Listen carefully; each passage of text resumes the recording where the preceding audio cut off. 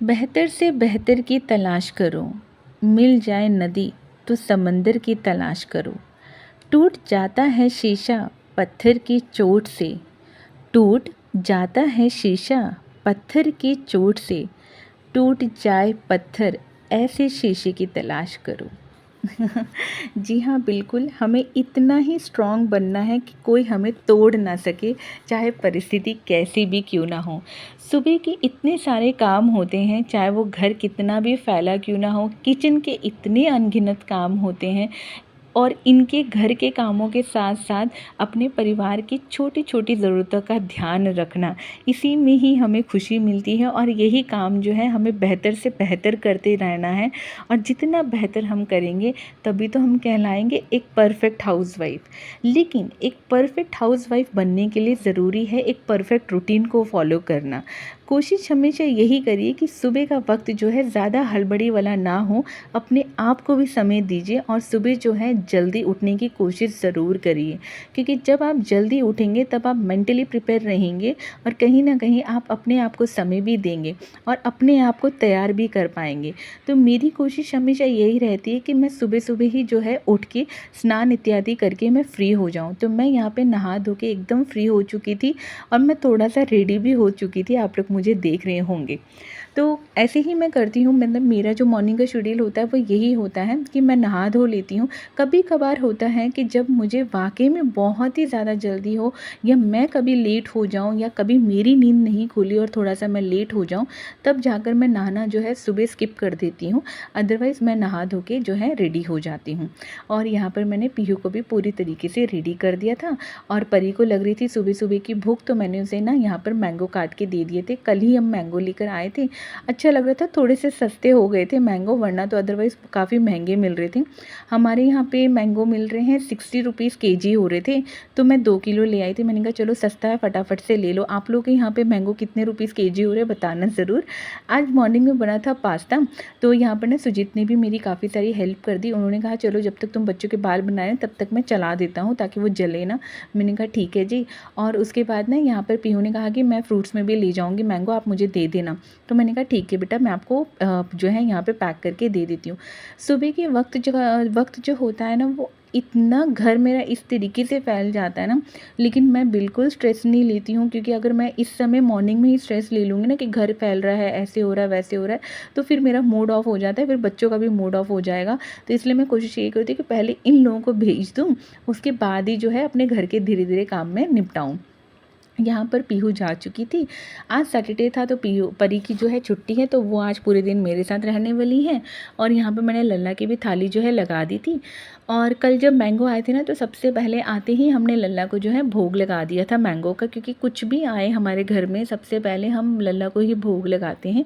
तो बस जी यहाँ पे मैं उनको अच्छे से यहाँ पे भोग लगा दूँगी। अच्छा, एक छोटी सी चीज़ ना मुझे और शेयर करनी थी आप लोगों के साथ।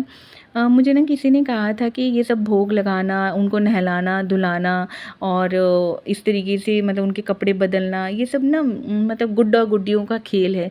वो बात ना उस दिन मुझे चुभ गई, लेकिन फिर भी मन किया कि मैं चुप ही रहूं, क्योंकि कभी कभी चुप रहने में भलाई होती और कभी कभी सब चीज़ प्रभु पे छोड़ देनी चाहिए। हमारे भागवत में भी लिखा है कि प्रभु से जो है रिश्ता बनाना बहुत ज़रूरी है। अगर आप भागवत गीता खोलेंगे ना, तो उसके आगे ही पेजिस में, जब भगवत शुरू होती है ना हमारी, तो उसके आगे ही पेजिस में लिखा हुआ है कि प्रभु से जो है 5 प्रकार के रिश्ते होते हैं। फिर चाहे वो सखा के रूप में हो, चाहे वो प्रेमी के रूप में हो, चाहे वो पुत्र के रूप में हो, मतलब या तो वो गुरु और शिष्य के रूप में क्यों ना हो, मतलब 5 प्रकार के ऐसे रिश्ते होते हैं। जिस प्रकार अर्जुन ने जो है कृष्ण से, जो उनका रिश्ता था वो मित्रता का रिश्ता था, दोस्ती का रिश्ता था, तो वो प्रभु को जो है अच्छे से समझ पाए। तो इसी प्रकार मेरा जो रिश्ता है मेरे प्रभु से, वो मेरे पुत्र के तरीके से है। तो मैंने उनको अपना पुत्र समझ रखा है, मान रखा है, मान के रखा है, मैं उनको उसी तरीके से ही रखती हूँ। और यहाँ पर जो है मतलब मतलब ऐसे ही होता है कि छोटी-छोटी चीज़ें होती हैं ना, जो मैं अपने बेटे से खुल के कह सकती हूँ। मतलब मैं दुखी भी होती हूँ ना, अगर मेरे जीवन में कुछ ऐसी परिस्थिति भी चल रही हो, जिसका सॉल्यूशन किसी के पास ना हो, तो मैं ना लाला से बोल देती हूँ कि लाला ऐसे-ऐसे हो रहा है लाला, कब ठीक होगा, कैसे होगा? तो कुछ ना कुछ विचार वो भागवत वाले जो कथाएँ ले लो या भागवत के विचार मेरे मतलब ज़हन में आ जाते हैं। फिर मुझे ऐसा लगता है कि जैसे मेरे लाला मुझसे कह रहे हो कि सब ठीक हो जाएगा, थोड़ा-सा सब्र कर, हो जाएगा सब ठीक। तो बस जी यहाँ पर जो है बहुत मतलब सब कुछ बातें मैंने बहुत सारा कर ली और उसके बाद ना मैं यहाँ पर आ गई थी कपड़े मतलब फैलाने के लिए। हुआ ये था कि सुबह उठते ही ना मैंने मशीन में लगा दिए थे कपड़े और जो कि अच्छे से जो है धुल गए थे, क्योंकि जब तक मेरे मॉर्निंग के मतलब पीहू को भेजने का काम और नाश्ते का काम हो गया था, परी को खिलाने का भी काम हो गया था, लल्ला को भी मैंने खिला दिया था और यहाँ पर चाय भी बन गई थी जो कि मैं और सुजीत इंजॉय करेंगे अभी नाश्ता करते वक्त। तो तब तक जो है मेरे कपड़े भी धुल गए थे और मैंने बाहर फैला दिए थे।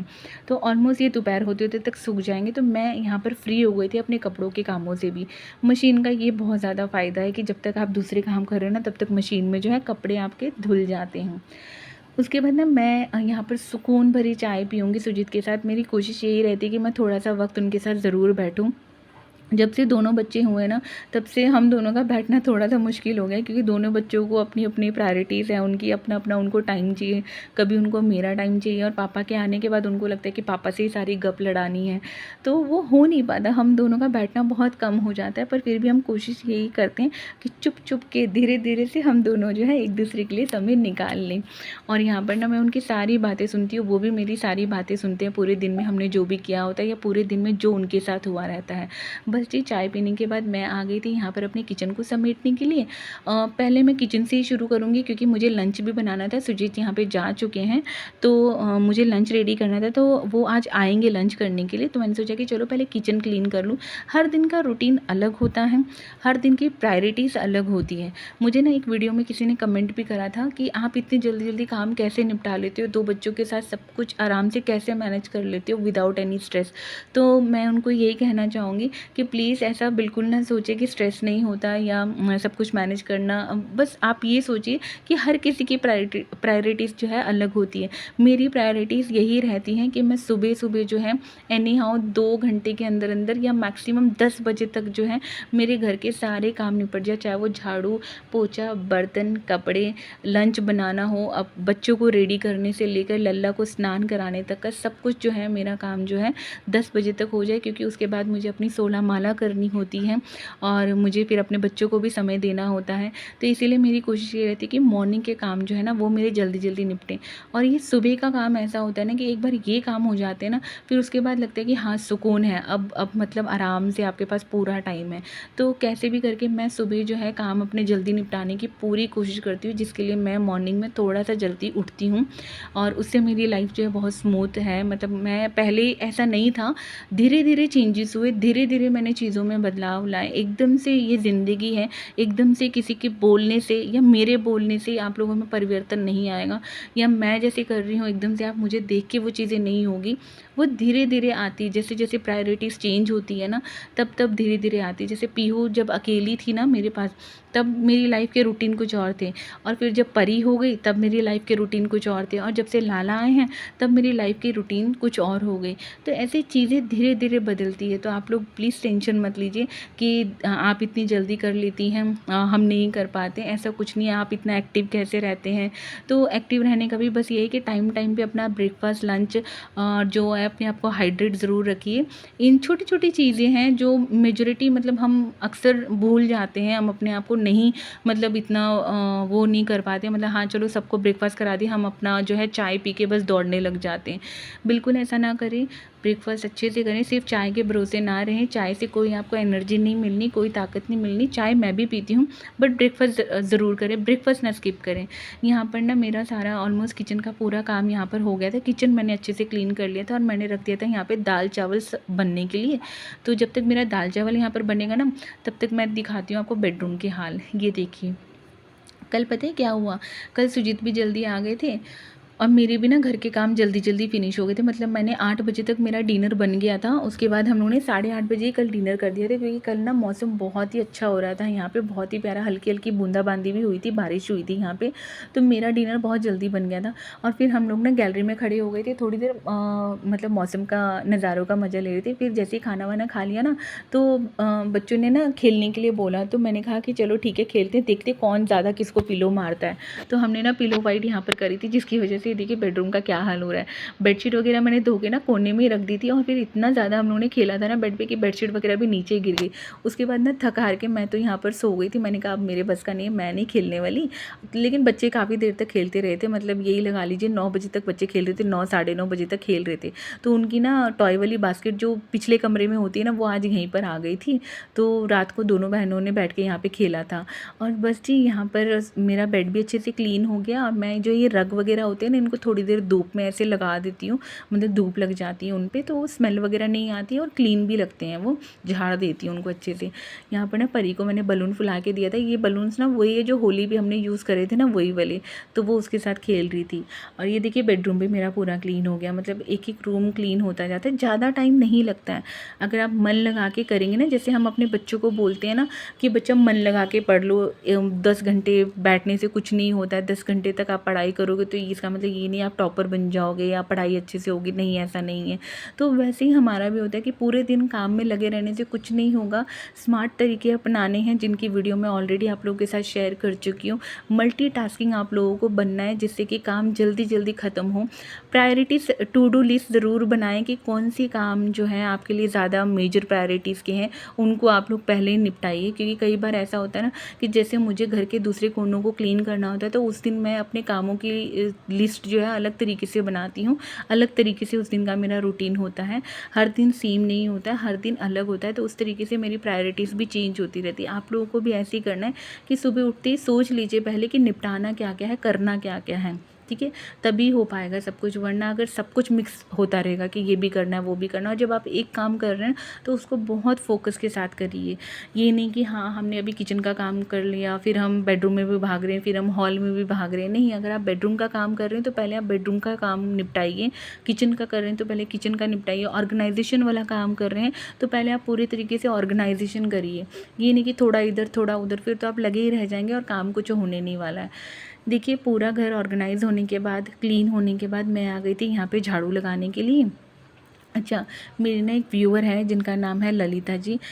जब मैं स्टार्टिंग में, मतलब मेरी जो वीडियोस होती है ना, मैं स्टार्ट करती हूँ तो उसके पहले मैं कुछ लाइंस बोलती हूँ। तो मेरी एक पहले की वीडियो थी, पुरानी वीडियो, आई थिंक सो परसों की वीडियो होगी, जहाँ पे मैंने कृष्ण और राधा का जिक्र किया था, जहाँ पे ज़िंदगी की बहुत खूबसूरत लाइंस जो थी हमारे लल्ला ने हमें समझाने की कोशिश की थी, जिनको हम समझते भी हैं और मानते भी हैं और हमें अपनाना भी चाहिए।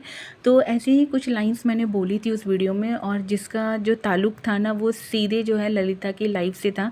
तो ललिता की लाइफ में ना कुछ उथल पुथल चल रहा है। जब उन्होंने मुझे मैसेज किया तो मुझे बहुत ही बुरा लगा सुन के। आई डोंट नो उनकी लाइफ में क्या चल रहा है, बट ललिता जी इस समय बहुत ज़्यादा परेशान है।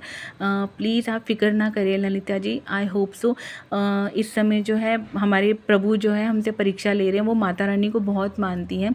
हम चाहे हिंदू हो, हम चाहे मुस्लिम हो, क्रिश्चियन हो, या किसी भी धर्म से क्यों ना जुड़े हों, जब हमारा जुड़ाव हमारे परमात्मा से होता है ना, तो परमात्मा भी जो है हमारी परीक्षा लेता है कि सामने वाला बंदा या बंदी जो भी मुझसे जुड़ा है उसका विश्वास मुझ पे कितना है। तो वो विश्वास देखने के लिए हमारे जीवन में कुछ ऐसी परिस्थितियाँ लाता है, फिर चाहे वो हमारे रिश्तेदारों से रिलेटेड हो, चाहे वो हस्बैंड लोगों के काम से रिलेटेड हो, या हमारी हेल्थ से रिलेटेड क्यों ना हो। कुछ ना कुछ ऐसी ज़िंदगी में चीज़ें, हमारी परिस्थिति आती ही आती है, जिससे कि हमें साबित करना होता है कि प्रभु हम तुम्हारे हैं, तुम हमारा हाथ पकड़ लोगे तो हमें और किसी की ज़रूरत नहीं है। और सच मानिए आजकल कोई साथ नहीं देता है, सिर्फ आप प्रभु के भरोसे रहिए, प्रभु ही हमारे हैं। और बस अपने कर्मों पे ध्यान दीजिए, अपने कर्म ऐसे रखिए कि आपको किसी के आगे हाथ फैलाने ना पड़े, क्योंकि आप हाथ फैला तो लोगे पर देने वाला यहाँ कोई भी नहीं है। तो बस जी यहाँ पे लाला भी देखिए मेरे कितने प्यारे लग रहे हैं, बहुत सज रहे हैं मेरे लाला। और ये रही है माता रानी भी, और सबके जीवन में माता रानी खुशहाली लेकर आए, और सबके जीवन में जो भी दुख तकलीफ़ें माता रानी उनको दूर करें, सब सुख और शांति से सबका घर बसा रहे, इसी आशा से मैं कामना करती हूँ अपनी माता रानी से। और उसके बाद मैं यहाँ पर आ गई थी अपनी सब्ज़ी बनाने के लिए, क्योंकि दाल चावल सब बन गया था, अब सिर्फ रह गई थी सब्ज़ी की बारी। तो मैं आज का वीडियो यहीं पे एंड करती हूँ, फिर मिलती हूँ अपने नेक्स्ट व्लॉग में। अगर आप लोग मेरी वीडियो पे पहली बार आए हैं तो वीडियो को सब्सक्राइब ज़रूर कर दीजिएगा मेरे चैनल को, और वीडियो ज़रा सा भी अच्छा लगा हो तो लाइक ज़रूर करिएगा, कमेंट ज़रूर करिएगा। आपके कमेंट्स पढ़ के मुझे बहुत ज़्यादा अच्छा लगता है। फिर मिलती हूँ अपने नेक्स्ट वीडियो में। Till then bye, take care, Radhe Radhe. खुश रहिए, हंसते रहिए, हंसाते रहिए और मुझे याद करते रहिए। हरि बोल।